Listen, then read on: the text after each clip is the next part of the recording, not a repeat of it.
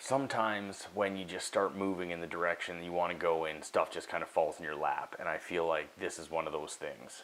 I've been reading a ton of books about Bitcoin and monetary policy, and everyone starts with the Bitcoin Standard. Amazing book, Safety in a Moose. It really lays down the groundwork from the history of money all the way up to the present, and is really the jump-off point for just about every Bitcoiner. The next one I read was Bitcoin Evangelism by Brian DeMint, and it's phenomenal on helping you come up with ways to orange pill your friends and family and really explain things in a way that makes sense, which is phenomenal because I'm really big on trying to get things down to first principles so I can help explain them to people. I love talking about it. I love helping educate people, answering questions, and I've been really trying to take notes and write down every chance I get my thoughts, and most importantly, analogies. To really, I know for me, it really helps if I can kind of relate it to something I already understand. And so every time I think of a good analogy, I write it down.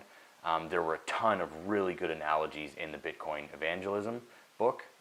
A lot of them were ones that already were kind of in my head, and so it's nice to see that someone else was on the same track. It just kind of solidifies that it was a good analogy. Possibility I saw it somewhere before. It wasn't necessarily my own personal idea, but that's okay. I don't feel like anybody in the Bitcoin space really cares, as long as you're trying to spread the orange signal. And so the current book I'm reading is what is it called? The Hidden Cost of Money by Seb Bunny, who is a phenomenal person in the Bitcoin space. And I follow him on Twitter, X, and he's phenomenal. Great posts, book's great. I'm only about 30 pages into the book, and I'm super excited for what I'm going to learn from it. And sure enough, as I'm trying to collect my thoughts and come up with a comprehensive, these are always like the first 10 questions that somebody asks whenever they're new to the space, because they were the questions I asked, and I had to get people that I knew in the space. And one in particular is my buddy Jacob, who runs onebitcoin.ca, a phenomenal Bitcoin exchange and an education platform. They are phenomenal at what they do, and he was super patient and answered every question I had and really helped me dive in deep and start my journey. And so this guy, Seb Bunny, just started 8 days ago now, a 21-day tweet storm, basically laying out exactly what I wanted to do. And so I'm super pumped. And so I'm going to read off the 21-day timeline that he's going to do. Like I said, he's only on like day 9 or 10, I think, of the 21 days. And that way, hopefully I'll be able to kind of one by one go through them, read his tweets, and then offer my own thoughts on it. I've got a Bitcoin meetup coming up on March 20th at a local establishment here called Goods Co Market, and I'm super excited. We're going to be playing the documentary God Bless Bitcoin, and then I'm going to be going through and asking questions if anybody has any, because I tend to, like I've explained in other videos about teaching photography, you don't know how much you know about a topic that you're passionate about until you try and explain it to somebody who's new to the topic. And so I find I tend to kind of go off on a little bit of a tangent because I get excited and kind of go down very narrow pathways when it's like they don't care. They just need the broad strokes to understand the overall concept before you can even start asking those deeper questions. And so it was really, I've had meetups in the past, and it was hard to stay on track and give a cohesive explanation to people that are just beginning. And so this one that I'm doing on the 20th, I'm excited about because God Bless Bitcoin is a phenomenal documentary, and it kind of answers those first dozen questions or so really well with visuals and graphs and in video format. And so it's a great starting point. So we're going to watch that documentary first, and then I've got like 5 or 6 points that I will bring up if questions are slow, because people hate asking questions. Even though if you have the question, there's probably 5 other people that have the same question. So just ask, because other people will be happy you asked and they didn't have to. But anyways, so Seb Bunny, 21 days of Bitcoin. Day 1, what is Bitcoin? Day 2, who is Satoshi Nakamoto and what is the white paper? Day 3, Bitcoin, and Satoshis, what's the difference? They name the network the Bitcoin network, and the asset itself is Bitcoin. So there's Bitcoin the network and Bitcoin the asset, and then Satoshis are the pieces. And so it's like, it's not perfect, but it's so good that like the few little hiccups that are there, it's like, you know what? They're revolutionizing the monetary system. They're going to have little hiccups here and there. So just, if that's the biggest problem we have, we're doing pretty good. So what problem does Bitcoin solve is day 4. How can I trust a system with no leader? That's day 5. That's the fact that it's decentralized and everybody in the community runs it, not one individual person that the government can go after or whatever.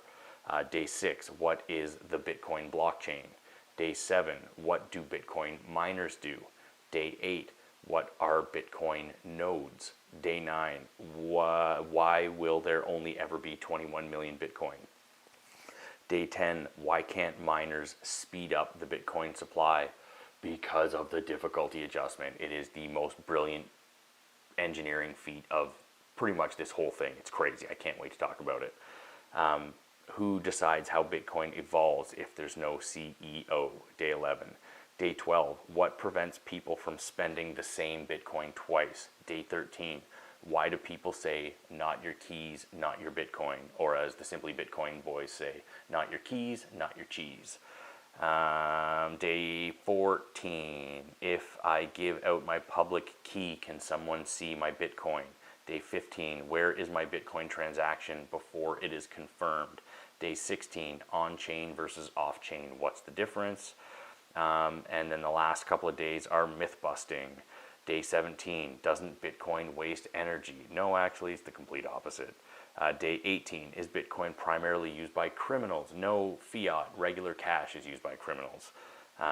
Day 19, isn't Bitcoin worthless? It has no intrinsic value. Yeah, well, neither does cash. It's not backed by anything.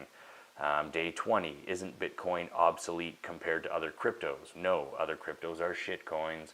I cannot wait to get into the difference. Day 21, won't the government ban Bitcoin? That absolutely used to be a fear. They tried their best to FUD it and make it look stupid and downplay it and trash talk it. However, I believe, and I assuming he will say the same thing on day 21, are past that point now that the United States has announced a strategic Bitcoin reserve. All of the individual states, well, not all of them, a large majority of the individual states are proposing their own Bitcoin strategic reserves. The Kingdom of Bhutan has been mining Bitcoin for a long time. El Salvador has made it legal tender. It's kind of been walked back a little bit, but El Salvador is basically Bitcoin country. All over the world, people are starting to accept it and mine it and look into it. And because the United States has announced a strategic Bitcoin reserve, there is going to be an absolute stampede for Bitcoin from nation states. And I cannot wait to get into this book, Soft War by Jason Lowery. And it basically dives into the fact that the Bitcoin hash rate and hashing power and owning Bitcoin is going to be the new form of economic warfare that countries need to employ in order to basically stay relevant, stay in power, and push each other around. You need to own pieces of the network in order for your country to be able to send transactions and maintain monetary stability and monetary power in the world. And so we are just getting started. Bitcoin is basically owned by about 3% of the population in the entire world. It's mainly owned by people like you and me. There are only a handful of businesses that have bought it as strategic reserves for their business. MicroStrategy being the most famous one, Metaplanet being another really important one that's relatively new to it. Tesla has it on their balance sheet. Some other companies have it on their balance sheet. Rumble is looking at it. GameStop is looking at it. All of the major financial institutions in the last year have now, not all of, but a lot of the major financial institutions have created Bitcoin ETFs, so everyday people can put it in the retirement portfolio and use existing financial rails to purchase and participate in the system. And so the amount of capital that is about to be deployed into the Bitcoin network is going to be absolutely astronomical. It is technology, and it's going to go up forever. It would be like, this is the analogy that I love giving. It's not a realistic one because this is not how the internet is actually is built or was built, but imagine being able to go back in time to when the internet was created, and if they had said there's only ever going to be 21 million chunks of internet ever created, you can buy some of it and own it. And then everything that is built on top of the internet in the future, you will accrue some of that value depending on how much of the 21 million chunks of internet you own. So Amazon, Google, everything you could possibly imagine that's ever been built on the internet, you now own a tiny little piece of that because you own a chunk of the internet protocol as opposed to buying stocks or buying whatever. And so I liken that to Bitcoin, whereas like if you buy Bitcoin, you are buying a piece of the monetary network that the entire monetary economy will be built on moving forwards from here. And so that's my comparison to shitcoins, is if you buy Bitcoin, it's like buying a chunk of the internet or a piece of the stock exchange itself. And then if you buy crypto, you are effectively like buying stocks or like companies that built on the internet. You're buying individual things that may or may not be successful, as opposed to buying into the underlying protocol layer that everything will be built on. So like I said, I'm super excited. I couldn't help but sneak in one analogy there. But I don't know when I'm going to start doing this because he's already on day 7. I don't know if I'm going to wait till the end and then potentially do multiple per thing, but it's just each one is such potentially an in-depth topic. I feel like I should just do one per day and do it that way, because like as you can see, I could just rant forever about it. I'm super excited. So Seb Bunny, I hope I don't piss you off by redoing these, not redoing, but like vocalizing these and recording them. I'm going to be shouting you out and giving credit and putting your social media stuff in the description. And I'm super excited. Can't wait. So yeah, Bitcoin, man, it's the future.